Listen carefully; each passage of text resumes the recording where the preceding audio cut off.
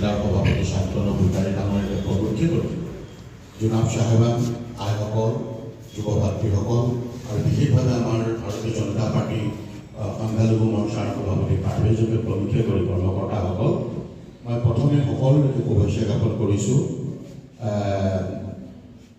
আল্লাহ তাল্লাৰ আদেশ মানি হৈ বিয়াত আহি উপস্থিত হোৱাৰ সুবিধা পাইছোঁ। ইয়ালৈ আমাক নিমন্ত্ৰণ দিয়াৰ কাৰণে মই ধন্যবাদ জনাইছোঁ।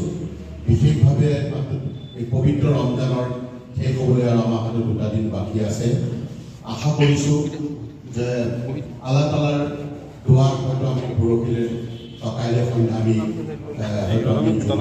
পবিত্ৰ জোনৰ আমি দেখা হ'ব আৰু আকাশৰ পবিত্ৰ জোন দেখাৰ লগে লগে উলহ মালৰে গোটেই পৃথিৱী ধৰি ভাৰতবৰ্ষৰ আমাৰ পবিত্ৰ অসম ভূমিলৈ আমাৰ ঈদৰ উলহ মালৰ আৰম্ভ হ'ব। এই শুভক্ষণত আজি আমি ইয়াত উপস্থিত থাকিবলৈ আমি গৌৰৱান্বিত হৈছোঁ।